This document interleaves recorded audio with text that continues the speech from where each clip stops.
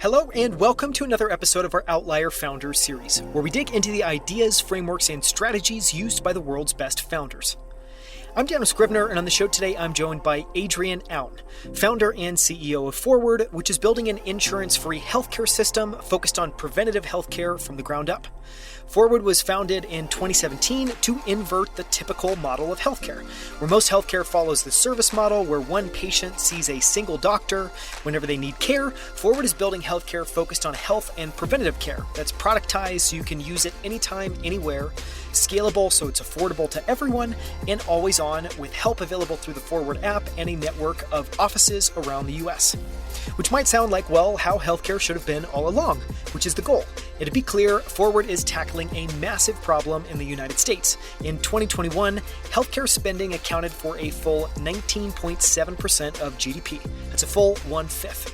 And that number is compounding at a rate of 6 to 7% year over year, which begs the question, how is that even possible? And what happens when healthcare as a percentage rises to 30 or even 40% of GDP, which is a likely scenario that Adrian talks through in this episode. Before founding Forward, Adrian worked as an advisor to the White House on the President's Council of Advisors on Science and Technology, as well as a director of special projects for the CEO of Google and the founder of Sidewalk Labs. This episode is a special one. In it, we cover why Adrian is fanatical about being problem-focused rather than solution-focused, what he learned leading special projects for Sergey Brin at Google, why Forward is focused on productizing healthcare to bring down the cost of treatments, make healthcare available 24/7, help customers manage all aspects of their health, and increase the pace of innovation and iteration. Adrian shares his perspective on what happens as a percentage of GDP dedicated to healthcare reaches 30 and even 40%. And Adrian talks through how he uses extreme perspectives to pick apart complex issues and come to ground truths. You can find the show notes and transcript for this episode at outlieracademy.com/118. That's 118. And you can learn more about Forward at goforward.com. With that, please enjoy my conversation with Adrian Aoun, founder and CEO of Forward. Adrian, welcome to Outlier Academy. I am so thrilled to have you on to talk about what you're building at Forward. Thank you for the time. Not at all. It's exciting to be here. Thanks so much for having me. So I want to start, because I can't not start here with talking about your background, because, just to read off a few things, you've worked as an advisor to the White House on the President's Council of Advisors on Science and Technology. You were the founder of Sidewalk Labs. You were the director of special projects for the CEO at Google. Incredibly impressive. Very, it's not traditional things you find on someone's resume. Give us a quick sketch of your background and your journey through these roles, because they seem disconnected. I'm sure they all make sense somehow. Yeah, sure. So, most people, maybe the way they think about their lives is they think about it by industry, right? They say, like, I'm a healthcare person or I'm an education person or whatnot. I've taken a very different approach. I've kind of always just been fascinated with kind of problems more than solutions. And so I actually kind of always walk around Forward and I tell people, solutions don't really matter. Problems matter, and intimately understand problems. And what I've always been interested in is how can I help people, right? And when I look at humanity, when I look at society, I see like, well, oh God, we have like so much pain. We have so many problems in the world. And when you kind of start to peel back the layers of the onion, you realize that you can solve those problems with so many different facets, right? You can solve them with policy. You can solve them with AI. You can solve them with education. You can solve them with healthcare. And that's what's driven me into so many different sectors, right?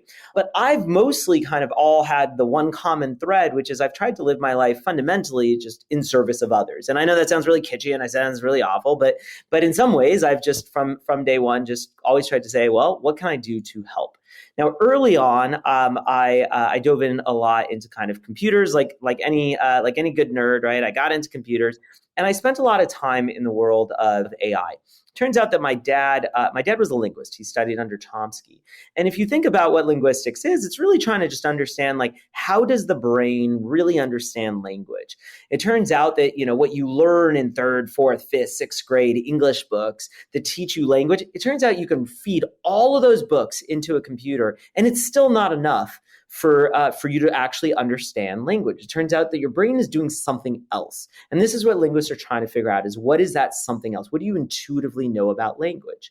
And so this was my first interest. It was like figuring out, if we can figure this out, if we can kind of codify this AI, maybe we can make computers intelligent and have them help us even more. So I spent a bunch of time in the world of AI. And in that, I started a company that Google ended up acquiring. Now, once I did that, I spent some time at Google. And actually, kind of that started kind of going along this interesting path, because then I said, well, how else can I help people? And our CEO at the time was Larry Page. Larry asked me to come kind of spend some time as his right-hand man. And I spent a few years running special projects for all of Google, right? And what I, in essence, did was I spent time creating the alphabet companies, which was, in essence, like basically I was a kid in a candy store. It was like, hey, Google's got a lot of money. Let's see what companies we can create to go solve the world's problems. Like what could be more fun than that, right?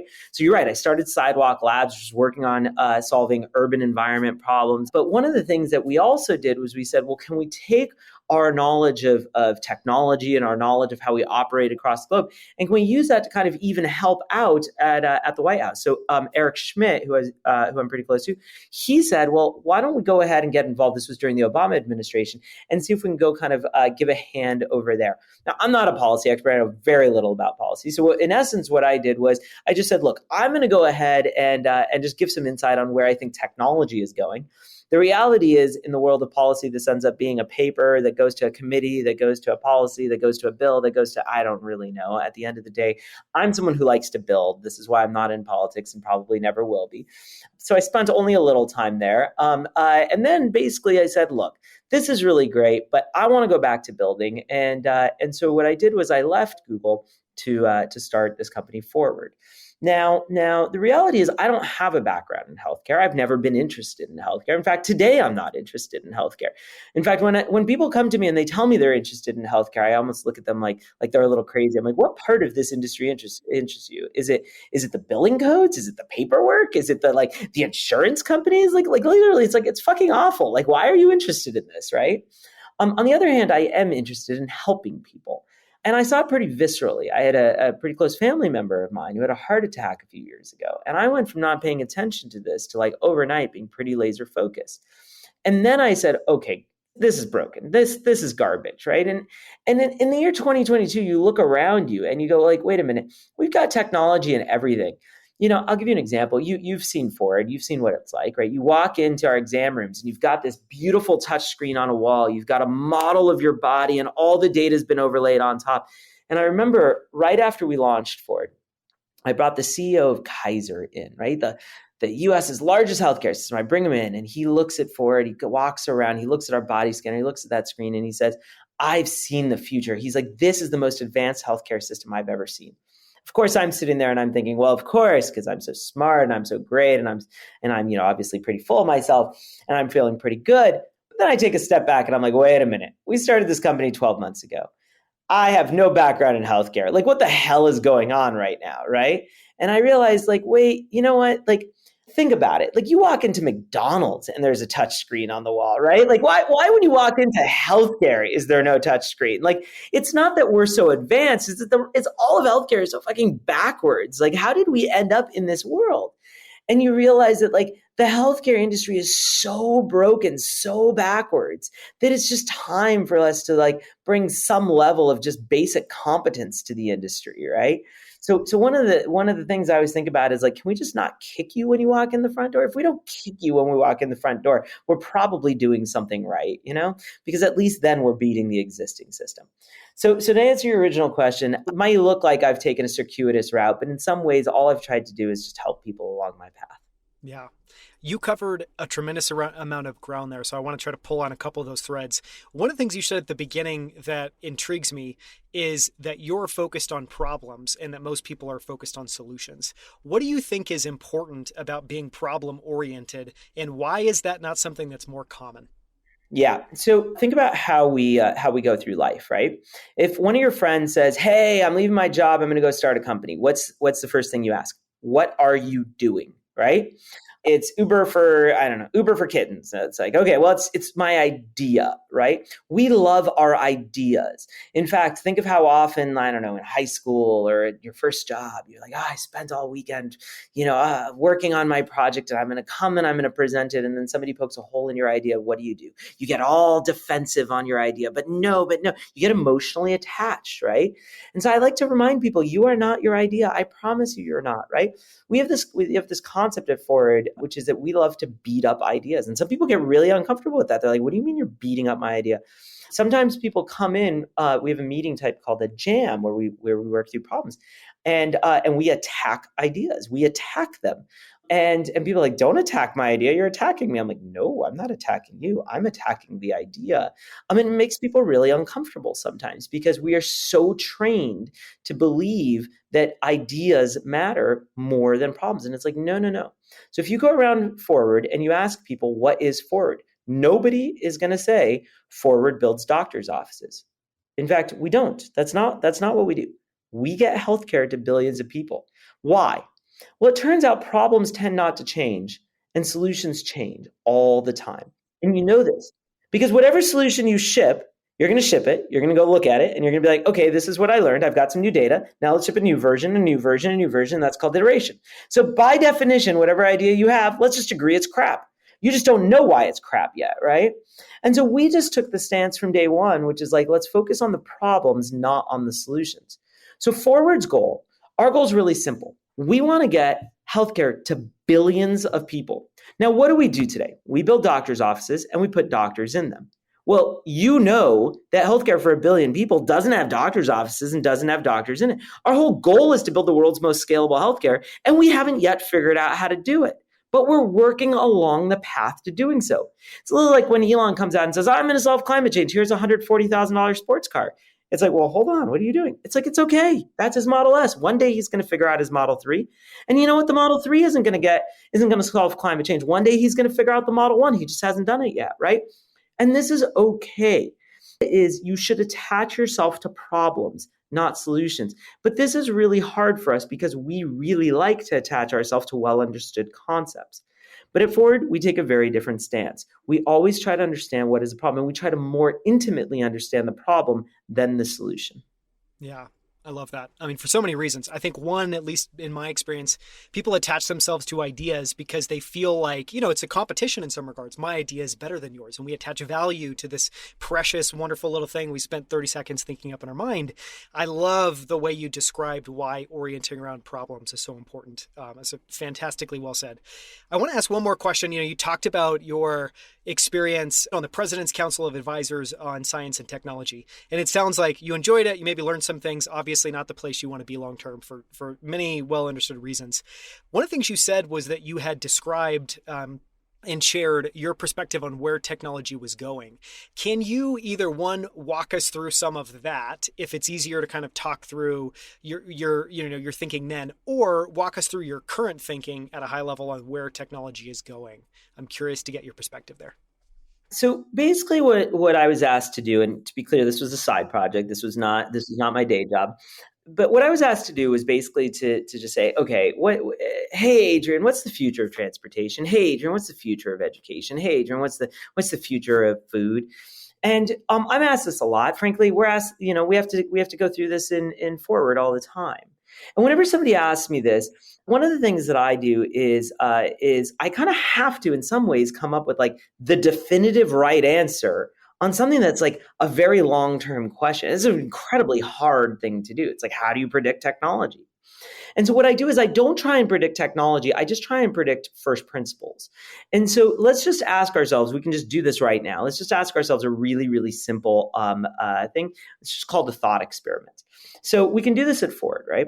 Let's just take healthcare and let's just take things to the limit. So 100 years from now, 1,000 years from now, whatever time frame you want, but at the limit, do you believe that healthcare will cost $1 billion per person or $0 per person? Which do you think? You think $0 per person? Probably zero. Okay. So first thing is we think healthcare is going to get really cheap. Awesome. Okay. Do you think that that you're going to that healthcare is going to use all the data or none of the data? Probably all the data. You know what? I think that healthcare is going to trend towards more and more data. Okay, great. Do we think that healthcare, that you're going to see your doctor once a year, or you're going to see your doctor once a minute? Probably once a minute. So we believe that healthcare is going to get more and more connected. Okay. Do we believe that healthcare is going to be in one place in a city called a doctor's office, or healthcare is just going to be all around us and just kind of the technology and the fabric and the infrastructure is going to be everywhere? Probably everywhere. Okay, so we believe there's going to be an infrastructure-based world of healthcare. And so we go through these thought experiments. And once we list out a whole bunch of parameters, you can kind of say, well, look, at the limit, this is what healthcare looks like. And you can do this with anything. You can do this with transportation. You can do this with education, et cetera. And look, I can't tell you when. I can't tell you exactly what it's going to look like, but I can kind of give you a rough sketch of where it's going. It's just not that hard. Does that kind of make sense? No, it totally makes sense. I love the way you describe it as well, too. I mean, in some regards, it almost feels like a straw man argument of choosing these two polar extremes, but it's incredibly clarifying because it usually tends towards one of those extremes or the other. And I like the way you framed it as, at the extremes, at the kind of edge. One last question. That special projects for the CEO role sounds very special. Do you have one of those at Forward? And if not, why not? Well, first off, I don't think we make $60 billion a quarter. So no, but I'll call you when we do. No, look, the reason that Larry and I created that role, frankly, was because Google had a lot of trouble innovating. It's classic, Christensen, innovator's dilemma sort of notion. You see it today. I love Google, so I'm not trying to speak down to anybody there, but let's be real, point to the innovative things that Google is doing that they haven't purchased. I'm not sure what they are. And there's a reason I'm not there. Now, fundamentally, when you look at a startup like ours, I don't think we need that role. In fact, I think it would be a terrible idea for us to have that role. The entire company is innovating. And if the entire company at Forward today is not innovating, we should all pack up and go home because we're in our infancy. We have not gotten healthcare to 1 billion people. We haven't figured out the roadmap to do that. And so I don't think that's it's one of the things I always say is go look for companies that hire their chief innovation officer and short them. The second you see us do anything of that sort, that it's the beginning of the end. Does that kind of give you a sense of it? Yes. No, very well said. So I want to start to dive into Forward a little bit more. And one of the strings I want to pull on maybe to start is you talked about, and it's really simple, really elegant framing, that what you're building at Forward is trying to build the most scalable version of healthcare. And so I want to talk a little bit about why is traditional healthcare not scalable? And, one of the examples there I thought about before this interview is, it feels like healthcare today feels very much like a service model. It's a service industry model versus something that's been productized, something that can truly scale. In your mind, I guess I want to ask two questions. One is, what is the root of that problem? And what are you focused on there? And what are some of the solutions that you're finding that are starting to help you guys get to more and more scalable versions of healthcare? So if I come up to you and I say, hey, I want to get doctors to billions of people. I want to get doctors to the middle of India. I want to get doctors to the middle of Rwanda to billions of people. You're going to say, sounds good, Adrian. Where are you going to get all these doctors and who's going to pay for them? But if I tell you I want to get smartphones to the whole planet, I want to get smartphones to the middle of India, the middle of Rwanda, to the whole planet, you're going to say, Adrian, not only do I think it's possible, I think you're a little late to the game, right? I think it's kind of already happened. So what do you intuitively know? Well, you intuitively know that that technology scales in a way that humans don't. You intuitively know that hardware and software scales in a way that doctors don't. Another way to say it is exactly what you said. We only have one insight at Ford that we believe that nobody else believes. We believe healthcare should be a product, not a service. We just believe that roughly everything in healthcare should just be a hardware and software problem, not a human problem. So all we want to do is take roughly 99% of what doctors and nurses, et cetera, do and just move it into hardware and software and free them up, build them the world's best tools so that they can go off and do interesting things, not all the nonsense that they do today, right? Now you ask, well, okay, but how do you do that? And it's a really simple equation. All you do is you build doctor's offices. We've got, order of about, I think we're live in 25 cities or something of that ilk. And we watch everything that happens inside of them, right? You come in, you sit in the exam chair, you talk to your doctor about the flu. Great, let's go ahead and move that into the mobile app. Now you don't have to come in, sit in the exam chair and talk to the doctor about the flu. Next person comes in, they talk to their doctor about the heart issues, build a body scanner. Next person comes in, they talk to their doctor about their skin issues. Let's go ahead and let's build a skin scanner. Slowly but surely, what you realize we're doing is we're just building hardware and software for every part of the healthcare system until one day you're left with there's just hardware and software. And that's the route that we're going down. That's the path. That's the path that we want to take. Does that kind of give you a good sense of it? Yes. So why then do you think that traditional healthcare is so anchored to this service model? And or you maybe said another way, why does it seem like we're stuck in traditional healthcare and that it's never been productized? Well, let's start. Whenever you see this sort of stuff, I always start by saying, well, follow the dollars, my friend. So it just turns out. So remember, I told you about that visit from the CEO of Kaiser. And one of the things he looked at my body scanner. And he was like, that body scanner is so cool. I've got, 40,000 nurses just doing the same thing that your body scanner does. And I was sitting there and I was like, what just happened, right? We just built this body scanner, let's be real, some number of months. And I was like, again, obviously I'm thinking we're so badass, we're so cool, we're so awesome, but let's be real. Like, come on, like this, like something systemically broke here. Like we're not that badass. And so then I asked myself, well, hold on, how's the healthcare system work?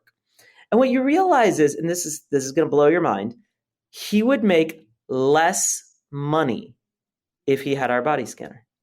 Less money. And you're like, what are you talking about? No, Adrian. He would say he would make more money because he would save those 40,000 nurses. Obviously, nope.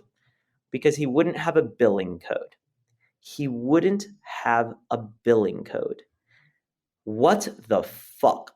So, before starting Forward, when I was at Alphabet and I was running my special projects thing, I went and I asked Tom Lee, really nice guy. He's the founder of One Medical. I asked him to grab lunch because honestly, I was pretty interested in just buying One Medical. I didn't want to start Forward. I was just going to buy One Medical, give him $1 billion, and say, okay, go change healthcare.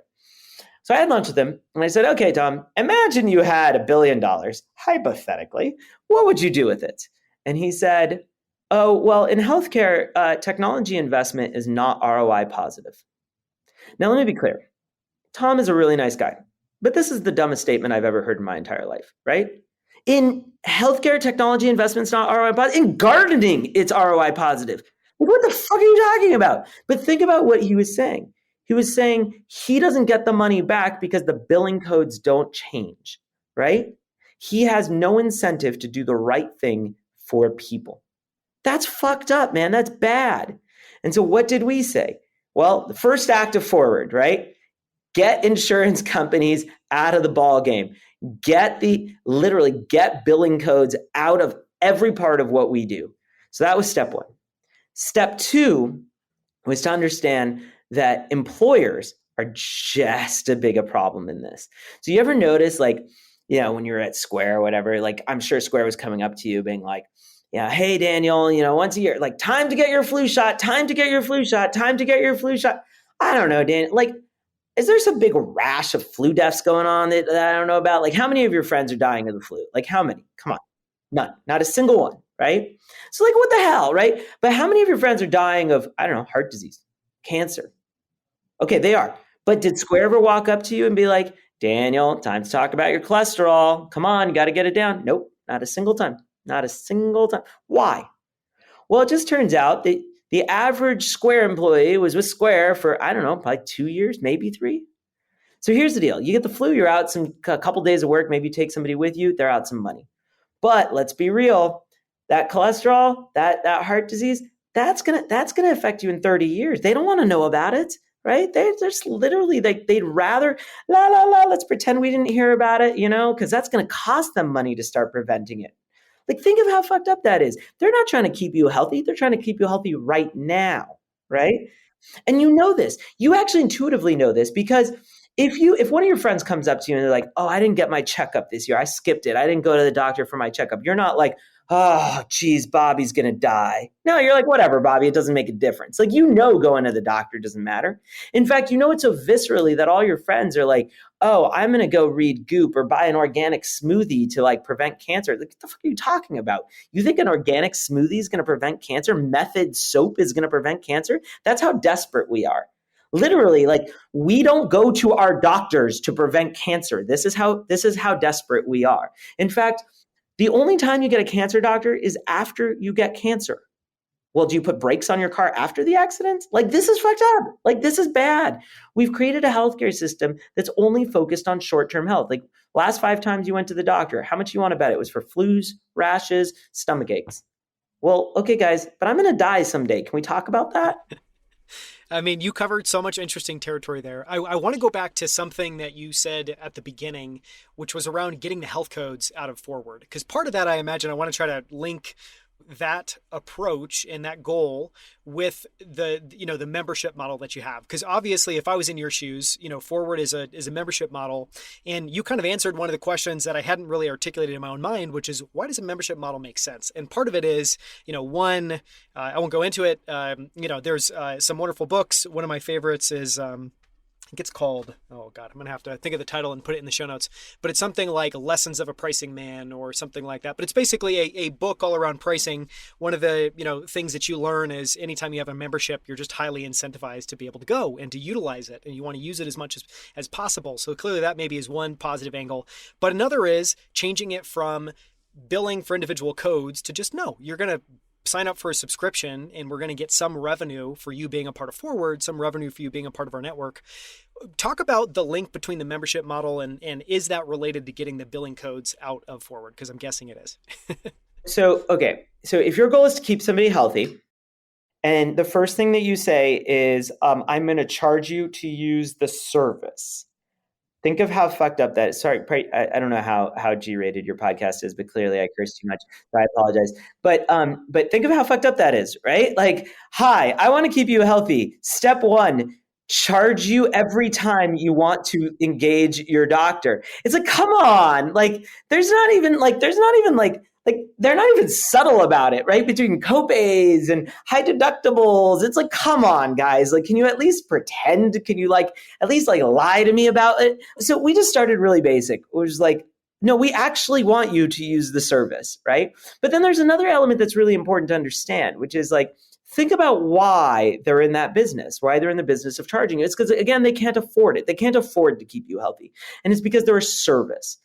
And so it only makes sense to live in a world where you're pushing utilization of your product if it's a technology product, right? It's not like think about it this way. You have health insurance. Why do you have health insurance? Well, I don't know. I might get hit by a bus. I might have to use it a lot. Do you have Gmail insurance? No. But I might send you 1,000 emails today. You don't know. Yeah, but you don't care, right? Because the incremental cost of 1,000 emails is like 0.0001 penny. Like, who cares, right? Google's not like, we're going to charge you more. And so the fundamental insight is it only works if the cost of the providing that product or that service is truly, truly roughly zero, right?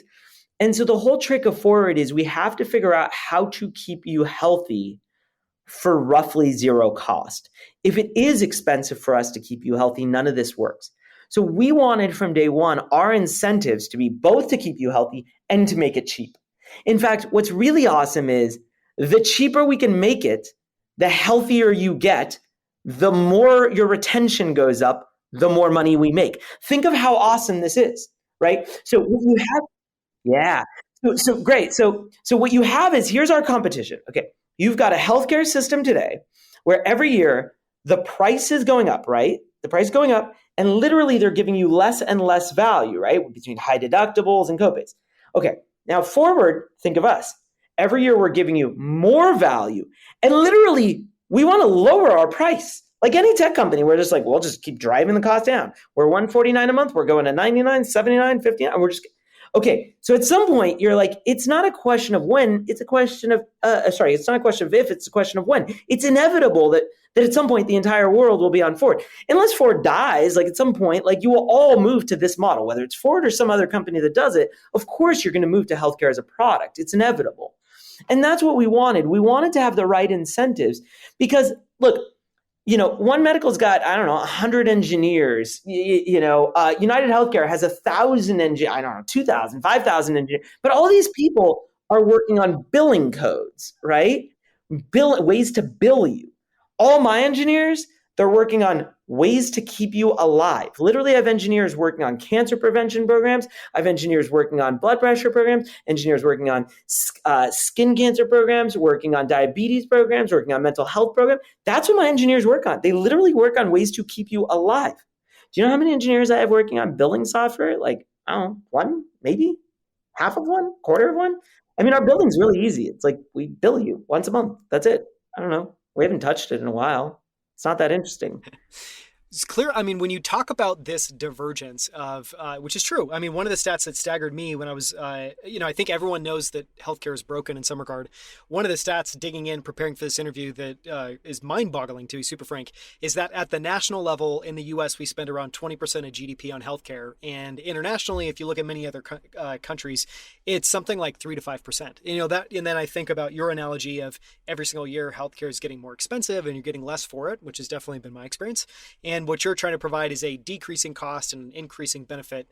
I feel like if this was happening in any other space, like if this was happening in crypto, if this was happening in finance, people would say, this is unsustainable. This is going to blow up, and start making predictions. Why is that conversation not happening with healthcare? Like, how much more can this take up of our national GDP, and where does this end? So let me give you my contrarian view that nobody agrees with me on, okay? I think that insurance isn't going to, like health insurance is not going to exist in the US in the next few decades. I think it's going to topple. And let me tell you why. Because of exactly what you said. So let's just take a step back. You have to ask why are we not talking about it? And we're not talking about it because the reason it's so successful at stealing money from all of us is because it's regulatory capture, right? We don't negotiate it, right? It's negotiated via our employers, and frankly, they don't negotiate it because they can't really do anything about it, right? It's like, I'm an employer. I have to pay for health insurance. I've got 3 options. So you know what? Fuck it. I'm going to do it. And they go up every year and I don't really have a choice. So that's it, right?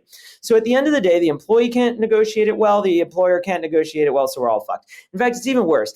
You ever been in an ambulance and gotten a bill for thousands of dollars? You ever take a step back and just think about why? It's kind of really fascinating, right? So just imagine if Uber ran ambulances. So it's like Uber X, $10, Uber Black, $35, Uber ambulance, $4,000. Like what was that delta? Where'd the $3,900 come from, right? And it's like, okay, is an ambulance a $2 million vehicle? No, an ambulance is roughly the same cost as an SUV, right? Like, okay, but the paramedic inside is way more expensive than an SUV driver. No, not really. They're about the same. Well, is the consumables, are the meds and the cotton balls they gave you really expensive? No, it's about $10, $20. So what the fuck? Where did all this money go? And you quickly realize it's just that you couldn't negotiate it. And so all of a sudden you realize all of this is just robbery, right? It's literally just robbery. And so what I iterate to is there's no fundamental actual reason for it. There's no first principles reason. None of us have the ability to actually negotiate. And we all know this. We all know, I got a medical bill. I just got totally taken and stolen from, in essence. And so at some point, what you realize is we all hate the insurance industry so much that they're pushing their luck. And so if I were the insurance industry, actually what I would do right now is just stop. I just keep it where it is and just be 20% is really, I'm literally I've got a good deal. I should just not fuck with it. But they're not stopping. In fact, they're not stopping to the point of increasing roughly 6 to 7% year over year. Doesn't sound that bad, except you know what the doubling time of that is? Roughly 11 years, which means in 11 years, it's going to be 40%. Okay, 1 decade from now, it's going to be 40% of GDP. That sounds abstract. So let's say that in another way. 40% of your paycheck. Okay, for you, I'm not that worried. How about the guy at McDonald's? I worry. Okay? That's revolt time. That's riot time. You know what I mean? That's this isn't okay. So I actually think what you're going to find is you're going to find a pretty material, they're opening up their own attack vector, right? They're literally, I tell people forwards marketing opportunity just gets better every year. All I have to do is just do the same exact, even if I just kept my product the same, more and more customers will come to me every year because it's literally cheaper than using your deductible. It's insane, right? And so, yeah, I actually think that what they're doing is incredibly stupid for themselves. And what you're going to find is that we start to push back as consumers much harder in the coming decades. Mm-hmm. Well, I think that makes sense. So count me as maybe one other person that agrees with you on that. The thing that's staggering as well too is not only has that, as you talked about, that's inflated, 6 to 7% year over year. So it's roughly doubling every 11 years, which is staggering. If this was an investment opportunity, people would be leaping up to invest in this healthcare, kind of profit margin or revenue that's going up every single year. And then you compare that with, has America gotten healthier or has America gotten less healthy? And what you see is America has gotten shockingly less healthy and less well, decade over decade over decade. And so one of the questions I wanted to ask, and this is one of the reasons I was so excited to have you on, is this idea that there's reactive healthcare and then there's proactive kind of health maintenance or proactive health, and they seem very, very, very different. And, so one of the questions I was just curious to ask is, what are you hearing from the average everyday consumer? Because I feel like there's a pretty small percentage of people, I would say generally, that are focused in a real way in their life on health, meaning they're trying to exercise every single day, they're eating well every single day, they're just trying to make good, smart choices. And you talked about some of the silly examples of that, whether it's method soap or an organic smoothie being the difference, which it definitely is not. What are you seeing in terms of like what needs to change about the way people approach health in general, and how do you think you can shape that forward? How are you trying to shape that forward? So I want to push back a little. You said people are getting less healthy, and I'm not sure that's true. But it's not like we're like, if I use the metric of just like how long are we living as a really naive metric. The lifespan's true, but like diabetes, weight gain, obesity. Yeah, those are going to correlate obviously with the duration that we live. But let me just go kind of a step further, right? Which is like, let's just kind of take a step back. And I want to answer your question, but let me just take a step back. I actually want to take maybe a different posit, which is I'm not sure the healthcare system matters. And by that, what I mean is if you took that 20% of GDP, that entire healthcare system today, and literally just leveled it, just said, close every hospital, close every doctor's office, close everything, I'm not sure it matters. Let me give you a way to think about it. If I look at data going as far back as humanly possible, I go back to like the Bronze Age, the Neolithic Age, right? How long did people live? 30 years? No, it's actually pretty amazing. So infant mortality was pretty high, right? You basically you died on the vine with high probability. If you didn't die on the vine, so there was roughly about a third of kids died on the vine. If you didn't die on the vine, you know how long you lived? 47 years on average. Today, 72 on average. Less than 50% roughly. Okay, now let's compare that to something else. In the Neolithic Age, you walked around on literally bare feet, okay? Best in a day, you could walk, 5-10 miles. A few years later, we created shoes. Actually, about 1,000 years later, we created shoes. Now, we could walk 10 or 20 miles. Then, we created river boats. We could get 50 miles. Then, what did we do? We learned to tame horses, 50 miles, maybe even 100 miles. Then, think of all the advancements. Then we created hot air balloons. We started to get 300 miles. Then we created planes. We started to get hundreds and literally 1,000 miles. We eventually created trains that across countries. We created space shuttles that took us to the moon. And now we literally are working on SpaceX is trying to take us to Mars. We've gone from 5 miles to 125 million miles, right? It's not we went 50% increase. We went orders upon orders upon orders of magnitude in terms of the distance we can travel. And at the same time, over roughly that same, let's call it about 7,000 year period, we increased our lifespan by, 45, 50%. What it shows you is that the healthcare industry is roughly doing nothing at this point. Really, it's trivial. A global pandemic occurred, and the first thing we said is put a piece of paper over your mouth. That's our solution. We're in the shoes phase. We're nowhere. And so now you have to ask yourself, it's we can go ahead and debate about what are the incentives and what is this and what is that? But at some point, we don't have the product, right? The product is immature and the product is crap. And so I think in some ways, the number one most important thing is we need the rate of innovation to really fundamentally change. If you look at transportation Transportation in the last roughly 200 years went through this massive inflection, right? You literally went from like planes, trains, and automobiles, and like you just like skyrocketed, no pun intended. Well, where's my like spaceships and rockets? Where's my skyrocketing in healthcare? It has yet to occur. And this is what technology brings to bear, right? When I walk up to a doctor and I say, do you know something? Hey, did you hear the latest about blah? They download a PDF and they read it. Well, that's bullshit, right? Like PDFs in the year 2022 is the way we communicate knowledge. Like, where are my apps? Where's my infrastructure, right? Like, this is what we need. We need technology in the world of healthcare, but nobody's created the tools, right? And that's what we want to create it forward, right? We want to create a platform whereby the entire world of healthcare starts working together and the rate of innovation starts going through the roof. Because until we get there, we're never going to get healthcare to go exponential the same way that transportation's got exponential. If I came up to you in ancient Greece and said, I'm going to Mexico for a weekend, you'd be like, that's the most absurd thing I've ever said, right? But today, of course, it's like that's a common phrase. And in fact, in 10 or 20 years, going to Mars might be of course I'm going to Mars. Sure, why not, right?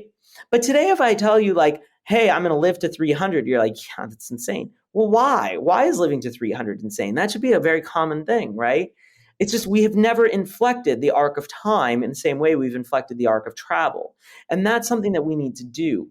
And so I think like where we're really missing the boat right now is fundamentally we have yet to create the tools necessary to truly get healthcare to the point that it needs to be at. And that's the part that I'm most excited by, far more than the incentives, far more than the system that we have today. Now, then you said, okay, but what's the difference between the sick care and the healthcare? And I think that's important. But fundamentally, those become the byproduct of having the right product underneath.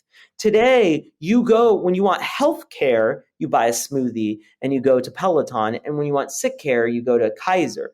But fundamentally, when I look at all of these, I go, sure, those are great behaviors, but they're all the shitty product. Give me the best product and then go layer those behaviors on top. I mean, I love that you zoned in, I think, in a very correct way on the rate of innovation and the rate of change. I mean, because what it makes obvious is, one, there hasn't been really any iteration. If healthcare was a traditional, technology company, it would have, imploded many decades ago because it wouldn't have gone anywhere. And so what you're focused on is the rate of innovation, the rate of change, the rate of iteration. And obviously that immediately makes sense as soon as you apply that to products and to technology and you take that approach. I want to wrap up with two questions and then talk a little bit about lessons learned. And one of the questions I want to ask is, when you talk about this experience that you're creating, this experience you've already created for patients at Forward, it very clearly sounds like a superior experience for patients.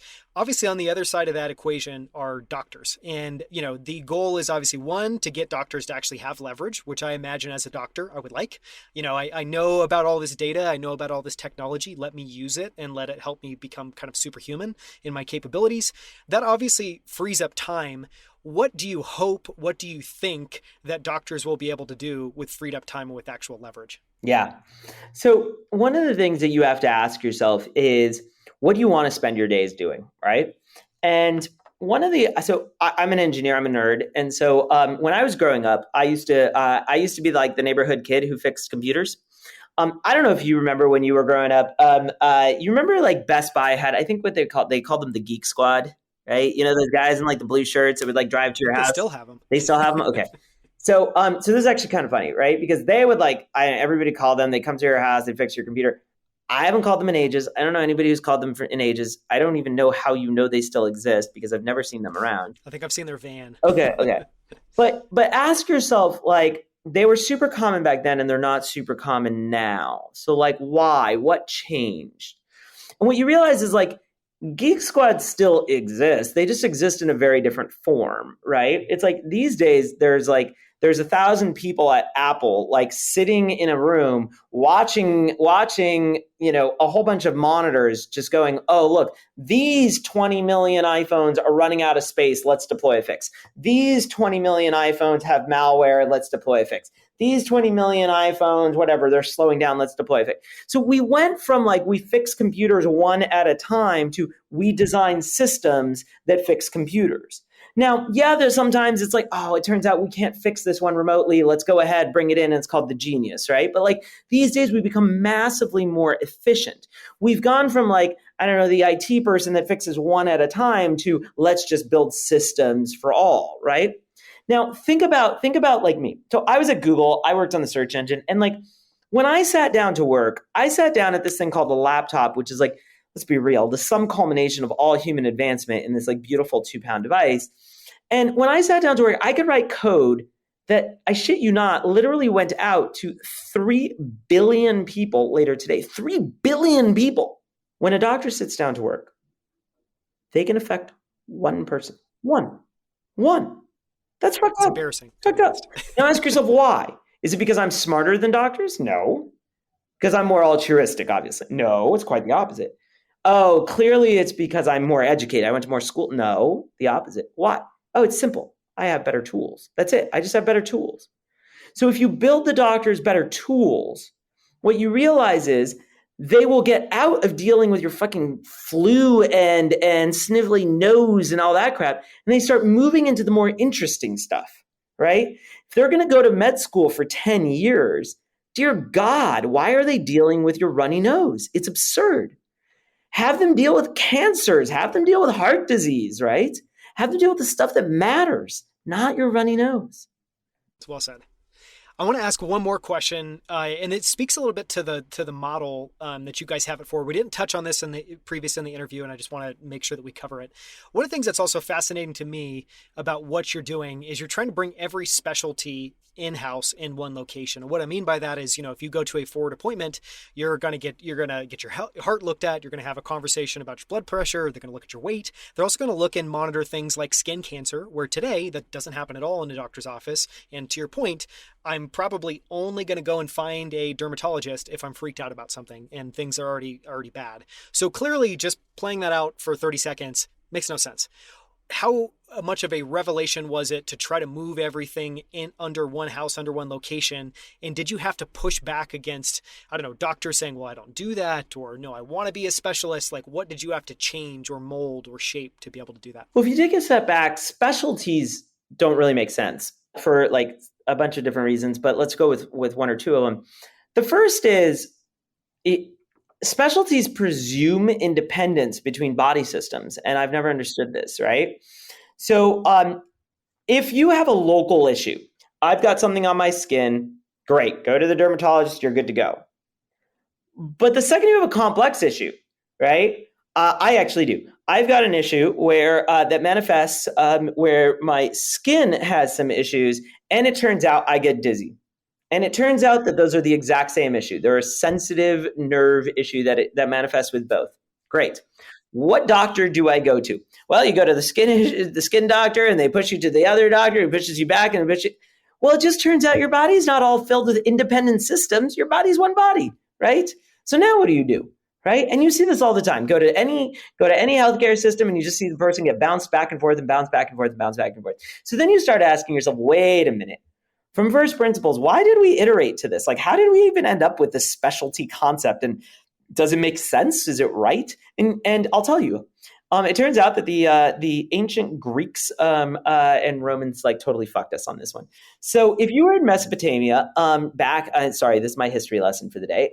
If you were in Mesopotamia back in the day, and you were you were part of the aristocratic class, you were fairly wealthy, and you wanted to go to school. It's called college. You went to, this is what's called, you got a liberal arts education. That's where the phrase came from. And it turns out that there were 7 subjects. It's what's called the trivium and the quadrivium, 3 and 4 subjects. Now, imagine at the time that these subjects, there weren't like a whole bunch of books. So imagine that there were 3 books and 4 books. There were 7 books laid out on a table, and these were the 7 subjects. You read these 7 books, and you were the liberal arts scholar. Then somebody a little later keeps researching, and he's like, but I've got some new knowledge, and I want to go put something on one of these stacks. And remember, there's only 7 subjects. It's like rhetoric and writing and math, et cetera, right? So they come and they take their body of knowledge and they put it on top of one of these books. Now imagine one of these books is biology. Turns out it wasn't. That one came a few hundred years later, but we'll pretend. So now this biology starts branching out. human biology. Human biology branches out and eventually becomes whatever, cardiology and nephrology, et cetera. And you start branching into subjects because the human mind isn't good at understanding everything and researching everything. But that's very different than saying that's how the human body works. Just because you can't learn everything, it doesn't mean that's how we operate. And yet, this is the education system that we've created. The education system, frankly, makes no sense. And so the first thing that we realized is exactly what you and I discussed earlier. We've created a healthcare system that practices by solution, not by problem. That's a mistake. So what we realized is you don't actually want a dermatologist and a cardiologist. What you want is to prevent heart attacks. Now, you might prevent heart attacks by changing your diet, by exercising, by whatever it is. You don't want, for example, like you want a cancer prevention app, right? Or cancer prevention problem. Now, how do you prevent cancer? Well, it might be a vaccine. It might be sequencing your DNA. It might be putting sunscreen on. Each of those has different solutions. Do you see how those cross boundaries, those cross domains? You've seen this play out in your life. So before your iPhone, you had a digital camera, you had a Walkman, and you had a Garmin GPS unit. Let's just think of each of those as solutions. Then as soon as you got your iPhone, what they do, they kind of migrated those over. I had the Maps app, the camera app, and the music app. Again, all very solution specific. But then over time, what they do? Well, they kind of realize, like developers realize, yeah, those are solutions. It's more interesting to work on problems. So they started to innovate. And now the most popular apps are, TikTok. Well, what is TikTok? Is it the camera app? Is it the music app? Well, it's kind of all of these combined, right? And what you realize is like, we are too attached to the solution, not attached enough to the problem. And so at Forward, from the beginning, we said it makes no sense to presume that all these things are independent because that's just not how we operate as humans. Very well said. I want to ask two final questions. One is, we talked a lot, you just talked a second ago about focusing on problems again and not solutions. So I'm curious if you can share what are the most interesting problems that you're working on now at Forward. And we obviously talked about the meta problem that's probably not going to change, which is creating the world's most scalable healthcare system. But I imagine, again, as we talked about, you're always innovating. I imagine you're working on some interesting problems now. What are some of those problem spaces? Yeah, man, we're working on a lot. One of the biggest things we are working on right now, without giving too much detail away, is I'll give you kind of two problems. The first is how do you expand the reach of Forward? So if you think of healthcare as an infrastructure problem, how do I make it so I can put Forward on every street corner? How do I put Forward all around you? How do I make it so that healthcare truly, truly is everywhere that you want to be? This is a really hard problem, right? Today, Kaiser is 75 years old and has 700 locations. But what if I told you that I wanted Forward to have 7,000 locations? What would that look like? And how do you even think about it? That's the first hard problem. And the second one that we're spending a lot of time thinking about is what you and I talked about earlier, which is how do we increase the rate of innovation in healthcare, right? So I was looking. I think the ICD-10, which is the billing code system, which I hate, but it's one of the only places. It's got a wonderful name. Yeah. It's true. It's one of the only places where I can find somebody that just gives me a list of diagnoses outside of like the DSM, which is just mental disorders. So the ICD-10 has, I think, order of 14,000 like diagnoses codes. Okay, so you go up to any doctor if they know like 14,000 diagnoses off the top of their head, it'd blow my mind, right? So now you have to ask yourself, like, okay, now imagine you wanted to create the world's best solution for 14,000 issues, right? By the way, that's, as you said, 14,000 sick care issues. There's no health care issues, right? There's no run a faster marathon in there. There's no become more empathetic in there. Like, obviously we're just barely scratching the surface. But now ask yourself, even if you started with the most basic, most trivial, like definition of these issues, which is 14,000, I think there should be 140,000, but let's start with 14,000. How do I get to a world where we have defined the world's most perfect solution for those 14,000 issues, right? Most healthcare systems today, they sit around and they say, well, how am I going to define the solution for 10 issues? How am I going to do my breast cancer, my heart disease, my skin cancer? And it very quickly starts to trail off after your first 5 or 10. But that's not the world we live in, right? The world we live in is the internet has millions and billions of websites, right? Your phone has millions of apps. Like, how do we get to that world? And that doesn't exist in the world of healthcare today. Now, how do we get to a world where not only have we defined those, but we're innovating on them so rapidly that we become best in class in all of them immediately, right? Or overnight. That's what we're thinking about, right? The trick is we don't believe at Forward that we're going to have the answers to all these, but we believe that we might be able to power a world where if all of us come together across society, we can come to the best answers for all these.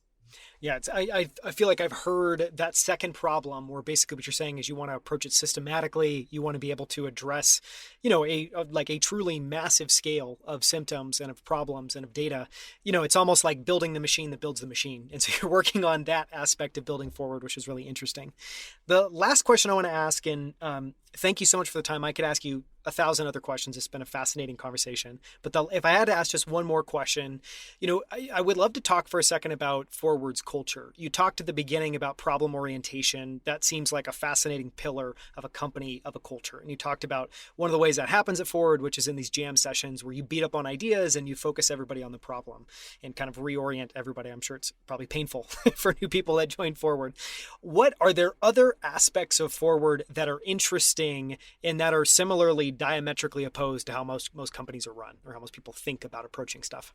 Yeah, so those aren't the ones that truly matter. Those are things we do. But I'm going to tell you, there's only one thing that truly, truly, truly matters, which is we are at Forward for the mission.